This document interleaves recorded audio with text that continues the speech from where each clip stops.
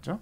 그래서 이렇게 중간에 또 마당을 올리고 여기도 마당이 있고 여기도 마당이 있고 집집마다 엄청나게 넓은 테라스가 있습니다. 이거는 이현웅님을 만.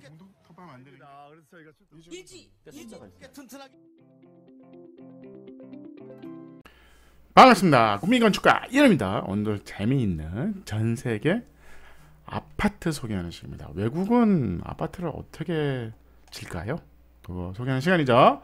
독일 갑니다. 독일 가보지 못했습니다. 가보지 못했고 건축가는 제이 메이어 H 분이죠. 뭐 설계 잘하십니다. 근데 이 독일은 좀 도시적인 얘기를 좀 해야 될 것 같아요. 높이 제한이 있습니다. 높이 제한이 있고, 그러니까 가다가 뭐 교회 정도, 뭐 성당 정도만 높지 대부분은 그냥 두부 썰듯이 쫙 높이 제한이 있습니다. 그래서 블럭의 안에서 컴팩트하게 아주 집을 져야 됩니다. 밀도가 되게 높습니다. 그래서 뭐 이런 거잖아요. 그래서 도시가 대부분이 이제 이렇게 블럭, 근데 상당히 컴팩트합니다. 높이 제한이 있지만, 그래서 이 부분도 마찬가지입니다. 이 부분도 이제 재건축을 한 거예요. 재건축. 기존에 있는 건물을 부시고 새로운 건물을 짓습니다. 이런 재건축을 해요. 근데 이런 거죠. 요런 기능이 있던 거를 좀 더 뭔가 좋은 환경의 아파트를 지어야 되잖아요. 옛날 같은 경우는 이렇게 다 미음자였어요. 미음자. 그 무슨 영화 보시면 뭐 바깥에는 이렇게 건물인데 안에 들어가면 그 마당 있잖아요. 마당이 있는 깊은 중정이 있죠. 그런 컨셉인데 이 중정이 어떻게 보면 햇볕도 잘 안 들고 이런 단점이 좀 있습니다. 왜냐 높이가 좀 있으니까. 2층이면 상관이 없어 중정이. 근데 이게 막 7층, 8층 되거든요. 그러다 보니까 빛이 안 들어오니까 이걸 어떻게 해결하냐에 고민이 이런 해결을 한 겁니다. 보시면 깜짝 놀죠. 바깥에 이래. 그냥 똑같죠? 이렇게 블럭형으로 컴팩트하게 완전히 박스형으로 합니다. 완전히 박스형을 하죠. 그럼 방법이 없어. 기존에 있는 건축물이 다 그렇습니다. 근데 이 안에 중정을 내가 어떻게 디자인해서 최대한 모든 집에 햇볕이 들게 만드는 게 설계가 되게 중요합니다. 우리나라 곁에는 이런 고민을 안 하죠. 그냥 높이면 되잖아. 충수를 풀어달라 뭐 이런 거잖아요. 12층으로 안 된다. 용적률은 자꾸 올라가는데 그러면 충수를 풀어야 되죠. 근데 이 나라는 충수를 푸는 게 불가능해. 그러다 보니까 이런 아이디어가 나오는 거다. 그래서 곡선형 테라스를 하는 거죠. 이 유닛 보시면 이렇게 곡선으로 이렇게 평면을 만듭니다. 그래서 최대한 햇볕이 요 사이로 최대한 넓게 한다는 거죠. 그것도 심지어는 이렇게 테라스로. 어떻게 보면 이게 산 같잖아요. 등고선 같잖아요. 등고선 이렇게. 왜냐하면 여기가 낮아 햇볕이 이렇게 최대한 여기 밑에 층까지 들어가는 거죠. 그래서 이렇게 중간에 또 마당을 올리고 여기도 마당이 있고 여기도 마당이 있고 집집마다 엄청나게 넓은 테라스가 있습니다. 이거는 절대 발코니 확장을 안 하죠. 그래서 이 폭이 뭐 기본적으로 테라스가 한 3m 됩니다. 3m. 그러니까 뭐 거의 그 마당 수준이죠. 작은 마당 수준입니다. 그래서 이 안에서 보면 와 이게 어디야? 뭐 이렇게 막 이런데 심지어는 사실은 이렇게 열악한 거죠. 열악한 건데 바깥에도 마찬가지로 최대한 발코니에 목숨을 거는 거죠. 어떻게 보면 우리도 대한민국도 아파트에 이제 발코니가 없으면 안 팔리는 시대가 오는 거죠. 테라스형 발코니 얘기하는 겁니다. 발코니 말고요. 비 맞는 테라스. 비를 맞아야 돼. 바람도 불고 비가 들어오는 요 층은 대박인 거죠. 3면이 테라스인 거죠. 이런 집들이 이렇게 안 하면 집이 안 팔려. 이제 집이 안 팔려. 우리나라도 그런 시대가 왔다는 거죠. 그래서 이렇게 하죠. 숲속에 최대한, 왜냐하면 도심의 공기 이런 것들이 어렵잖아요. 그렇다면 그 환경을 녹색지대를 만들어주는 게 중요하다는 거죠. 그래서 최대한 녹색지대를 만들자.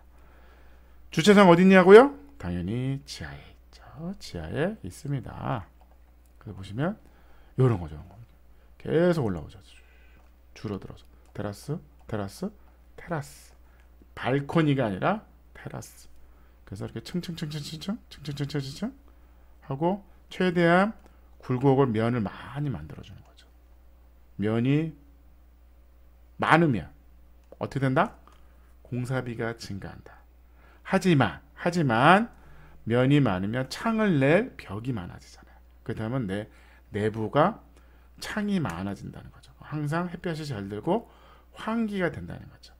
집에 제일 중요한 건 뭐냐면 햇볕이 들고 환기가 돼야 된다. 근데 우리나라는 어떻게 하죠? 아파트가 앞뒤로만 창이 있죠. 환기가 쉽지는 않은 구조입니다. 그래서 그걸 어떻게 최대한 늘어놓자. 뭐 그럴 수는 있어요. 아니 좀 비춰 이게 서로 보이면 어떡해요? 서로 보이지 않을까요? 어차피 여기 다 보여. 어차피 보여. 그거를 충족할 수는 없다는 거죠. 충족할 수는 없고 그것까지 해결하기는 쉽지는 않습니다. 그래서 어쨌든 왜냐하면 층수는 8층밖에 안 되는 거야 돼. 밀도를 높으니까 뭐 이거 어떻게 해? 이거 서로 마주볼 수밖에 없잖아. 마주볼 수밖에 없죠. 어쩔 수 없다. 근데 그 안에서 최선을 다해서 노력을 한다. 그거는 우리가 배워야 된다는 거죠. 최대한 이렇게 1층은 당연히 상가죠. 상가에 이렇게 발코니인데 발코니도 위아래를 엇갈리게 하는 거죠. 왜 그럴까요? 햇볕이 들어오고 비를 맞아야 돼. 우리는 비를 안 맞고 햇볕을 안 맞게 안 들어오게 하잖아요. 근데 이 나라는 독일은 햇볕이 아주 소중합니다. 비도 소중해. 그래서 엇갈리게 돼 있죠. 엇갈리게. 그래서 위아래가 뭔가 이렇게 파도 타는 것 같죠. 이렇게 엇갈리게 돼 있죠. 엇갈리게. 우리도 이런 테라스가 필요하다. 그러니까 제가 구분을 합니다. 발코니는 비를 안 맞는다. 테라스는 비를 맞는다. 그 차이 그 차이가 있습니다. 이런 거죠. 이런 거죠. 그래서 비를 맞네. 비를 맞네.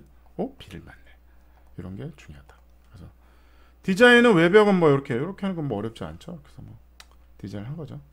곡선형으로 최대한 이쁜 아름다운 저 발코니 엇갈리게.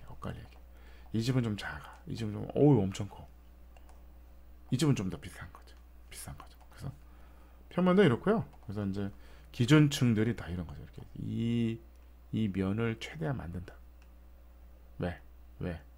최대한 외부의 면을 만들어야 창을 낼 수 있는 거죠. 이런 삼면을 어떻게 만드냐. 삼면을 어떻게 만드냐. 그래서 다양한 모양의 다양한 집이 있습니다. 그래서 설계하는 사람 머리가 터지는 거지. 우리나라는 너무 쉽죠. 우리가 이제 이런 거잖아요. 코어가 계단실이 이렇게 있으면 양쪽에 똑같은 집을 계속 반복하는 설계잖아요. 그래서 우리는 기준층이라는 평면도가 있어요. 왜? 평면도 하나 가지고 다 써먹어. 이런 거죠. 2층부터 30층까지의 도면 한 장. 개꿀. 근데 여기는 어떨까요? 층별로 다 도면이 틀려. 왜? 계속 변하잖아. 테라스 만들어주잖아요. 그 다음에 이제 그 기존에 있는 테라스 위치도 또 틀려. 어떤 집은 넓고, 어떤 집은 좁고, 그러면 도면을 층별로 다 그려야 되는 겁니다. 다 필요한 거죠. 설계는 힘든 거지. 공사하는 분도 힘든 거지. 아니 이거를 이 거푸집을 갖다가 밑에 있는 거를 위에다 이렇게 딱 똑같이 올려야 되는데 이거 어쩌란 말이야. 공사비는 올라가는데 그만큼 투자 가치가 있다는 겁니다. 어차피 공사비는 올라갔어. 어차피 올라갔다고 이제 부가가치 사업을 해야 됩니다. 어떻게 우리 아파트가 유니크하냐는 거죠. 절대 옆집의 아파트랑 우리는 달라가 확실해야 되는 겁니다. 지금은 우리는 다르다고 하는데 그 아파트가 그 아파트다. 다른 게 하나도 없다는 거죠. 그래서 이렇게 뭐 등고선이 올라가는 이 산 같은. 그래서 유럽이 자꾸 아파트를 지을 때 자꾸 산을 만드는 거죠. 그래서 이렇게 어쨌든 이렇게 뭐 이렇게 보는 건 좀 그렇지 않을까요? 뭐 그럴 수도 있는데 최대한 멀리 뷰를 보게 만들어 주겠다. 햇볕도 그렇고. 그래서 오늘의 독일 곡선형 테라스 아파트였어요. 아주 훌륭합니다. 우리가 배울 게 많았어요. 디자인 1.8, 편리성 1.6, 가성비도 좋았어요. 에너지 효율도 좋죠. 아이디어도 좋았습니다. 그래서 우리가 그러니까 아파트 고층과 하부의 저층을 어떻게 할 건가? 그렇다면 저층은 테라스형 주택이 맞다. 테라스형으로 간다가 이 오늘의 주제입니다. 감사합니다.